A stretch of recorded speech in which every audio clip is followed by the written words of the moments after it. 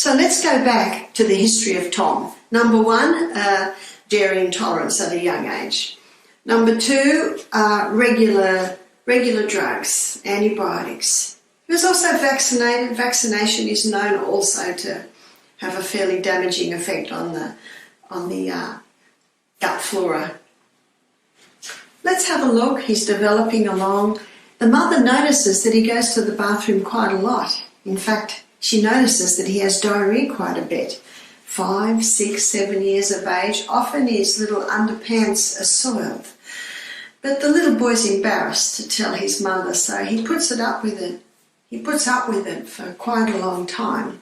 Let's fast forward to when the boy is 15. He's actually getting embarrassed now because sometimes he doesn't quite make the toilet. And of course that's a bad smell around his friends. So the mother finally takes him to the doctor. He's about 16 now and he's diagnosed with irritable bowel disease. He's put on some drugs to calm that down. So can you see the cycle that's happening here? The drugs, the irritation in his gut that never is seriously addressed. He continues to have cheeses and creams and butters that are irritating the lining.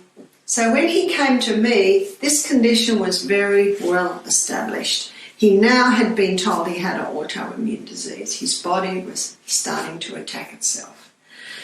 So I began to look at what we could do right now. I know that the body is designed to heal itself. I also know that there are some foods that act like kerosene to a fire on the gut. Refined sugar, and this man loved his sweets. He said he can remember from a very young age he would eat a lot of sugar. The other is dairy. So Tom came to our retreat. We don't serve any refined sugar, we don't serve any dairy, we don't serve any wheat at our retreats. We have no peanuts. Peanuts are commonly known to contain mold.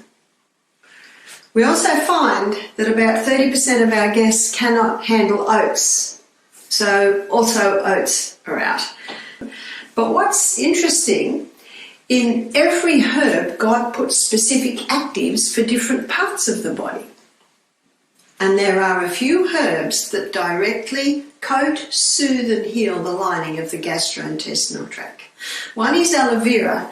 When you open an aloe vera leaf, it's very slimy, isn't it? It's just like the lining of our gastrointestinal tract. It's a little slimy. So aloe vera can coat, soothe and heal the lining of the gut. And there is another herb called slippery elm. Slippery elm is the powdered bark of the slippery elm tree. And when you put water with slippery elm, it goes a little, you might say slimy. It's called slippery elm. I guess that's a nicer sounding word, is to say slippery. It goes a little thick. Both aloe vera and slippery elm contains growth stimulants, stimulating rapid healing in the lining of the gut. The cells that line the gastrointestinal tract are remade every 3 to 5 days. And so the gut is probably one area where you can get responses quite quickly, as you will see as I relate Tom's story. The slippery elm coats, soothes and heals the lining of the gastrointestinal tract. It also can give a little bit of firmness to the stools. Because Tom's situation was quite chronic, I added a couple of more herbs to that. So this is the mix we did. 80% slippery elm, 10% myrrh. Now myrrh is that gum resin. With Tom, we gave him slippery elm, the slippery elm mix. We call it gut repair. We gave him that mix 4 times a day. We gave it to him at about 8 o'clock, we gave it again about the middle of the day, we gave it about 6 o'clock, and we gave it again just before he went to bed. So while he's sleeping, it's coating, soothing and healing the lining of his gut. When he came to us, he was on 20 milligrams of cortisone a day. He'd been on that for a few months. He was on anti-inflammatories. He said, what will I do with my medication? I said, I don't want you to touch your medication at the moment. We're going to implement a few changes and we're going to watch to see what the body does with this. When he came to us, he was having 8 bowel movements a day. He said, Before he went on the cortisone and anti-inflammatory, sometimes it was 15 bowel movements a day. The first day at our retreat was juices. So every 2 hours we serve fresh vegetable and fruit juices. Most of our juices are about 80% carrot, 10% celery, 10% apple. So just juices. And one might think, isn't that going to make his bowel movements even more liquid? Well, I believe that his gastrointestinal tract needed a break. In fact, he had testified to me that he had a big flare-up when he was 30. He was hospitalised. He was on no food for a whole week, and he was fed basically by an IV. And I do know that that's what they will do sometimes, just to give this gut a rest. So the juices was giving his gut a rest. So he came to us on Sunday. He had a vegetable meal with us, lunch Sunday. His first dose of the gut repair was Sunday night. Monday morning, I went to see him. I said, "How was your night?" It's not unusual for him to go 4 or 5 times a night. He said, "Quite good." He said, "I only went 3 times last night." He said, "For me, that's quite good." I talked to him at the end of Monday. I said, "How are things going?" He said, "Well, my cramping has stopped." He said, "I have this terrible cramping every day." And he said, "I've actually gone 6 times today instead of 8 times. So he said, I'm pretty happy. Tuesday, I said, how was your night?" He said, "I only got up twice last night." He had a big smile on his face. Tuesday afternoon, "How was your day?" He said, "I've only gone 5 times today." He said, "That's quite remarkable." And he said, "The stools are starting to have a little bit of form." And he said, "My bleeding has stopped." So Wednesday, so that was 2 days on juices. Wednesday, food begins. So I suggested that he have no raw food, that while his gut is repairing, he have cooked food. Cooked food is softer on the gut. And probably the easiest would be vegetables. I said, "We'll just hold off with the fruit for now. And we're also going to hold off with a lot of the grain, maybe a little bit of rice, ideally white rice." Remember, we're dealing with a very compromised raw gut there. So we had mostly vegetables. We'd soaked, rinsed very well, some legumes and put a little bit of that in. I'm watching to see how his body responds. What was quite remarkable, by Friday, he was having 4 bowel movements in that 24-hour period. And they all had a little bit of form, which was remarkable, considering he just had liquid. The bleeding had stopped and he had no cramping. He had a smile on his face so big.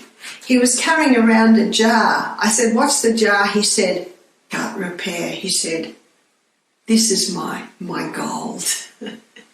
He was very, very excited. Do you remember what I said? The cells that line the gastrointestinal tract, they're remade every 3 to 5 days. So when given the right condition, the gut can respond quite quickly.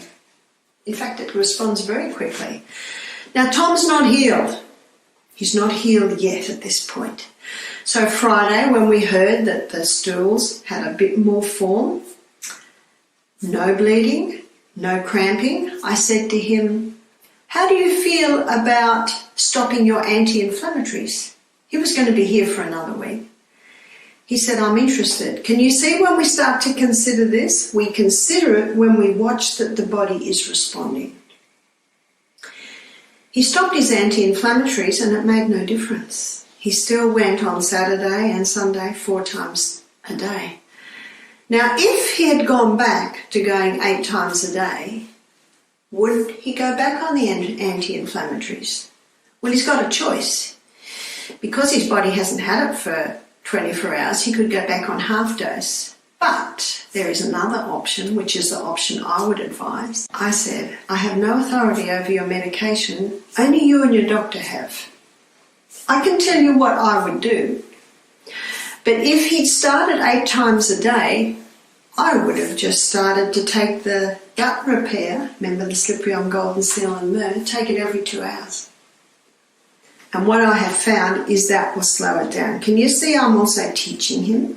The only hope of better things is the education of people in the right principles. And the best education is experimental education, meaning you hear it, it makes sense, you try it, and your body will say, this is good. It will say, no, it is not good. If it says it is not good, it might need a little bit more herbs. It might need a little bit more time. So you always take that into the equation. Monday's looking good. I said to Tom, how do you feel about going from 20 milligrams of cortisone, prednisone, down to 15? He said, I'm interested. He did. No reaction at all. If he'd stopped, I'm sure there would have been a reaction. He has to come off this slowly. When Tom went home after being with us for 2 weeks, he was going 3 times a day to the bathroom. His stools had formed, still a little softer than most, but it's got form. He had no nausea. He had no cramping in his gut. He had no bleeding from his bowel. My suggestion to Tom was to keep listening to his body. I said, don't step sideways with what you have been eating. Don't do that yet. Stick to what you're doing because it's working. Just until you heal. When you know you're healed, he will know he's healed when he's eventually off all the cortisone, all the prednisone. And he can start eating other foods, and if everything is happy, then little by little he can introduce other foods. If he introduces other foods too quickly and he gets a reaction, maybe diarrhea, stop immediately. Go back onto the gut repair every 2 hours until it settles right down, and then we start again. He left a very happy man. He was told that he would never heal because he had an autoimmune disease. Autoimmune diseases can manifest themselves in different ways, in many different people. And that's why you're the doctor, because your body will tell you. Your body lets you know if it's not working. Disease is an effort of nature to free the system from conditions that arise because of a violation of the laws of health. A violation of the laws of health. Pure air, sunshine, abstemishness. I have them all illustrated here. My son is an artist. So pure air, sunshine, abstemishness, not taking anything to the body that will harm it and taking in moderation the good things. Sleep, that's when we repair, when we're sleeping, but only at night. Exercise, can you tell my son's a surfer? Proper diet, use of water, trust in divine power. These are the true remedies. It is a breaking or a violating these laws that sets up disease. And when you have a look at Tom, he basically had broken every law. He'd broken every law. He never opened his windows at night. He never exercised, and exercised is one of the best ways to get oxygen into the body. Oxygen, the most vital element needed for life.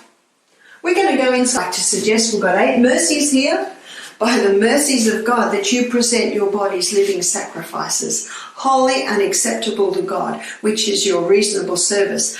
I like that, reasonable service. It's reasonable because the winner is me. It's nice living in a body that works. And it will work if you're getting enough oxygen, if you're having daily sunshine, if you've stopped all of the things that are known to harm the body, if you go to bed early. Dr. Matthew Walker says 8 hours, not negotiable. But you've got a choice there. You've got 3 choices. You can go to bed at 8 and get up at 4, or you can go to bed at 9 p.m. and get up at 5 a.m. That's my favourite. Or you can go to bed at 10 p.m. and get up at 6. Have great confidence in the God that gave you that body. Have great confidence in the healing powers of the herbs, in the healing powers of the body. And when those herbs take into the body, they work together. Medicine calls it synergism. They work with the functioning of the human body. When you implement these laws, you will get the results. But remember, it may not be quick. You didn't get sick quick. In fact, often it takes 20 years to get sick. And with Tom, it's 40 years. Well, the good news is it won't take 40 years to turn around. It won't even take 20 years. In fact, he was only with us for 2 weeks and we saw incredible turnaround. He wasn't healed, but he was a long way along the track. He went home with a big smile on his face, remember? Prove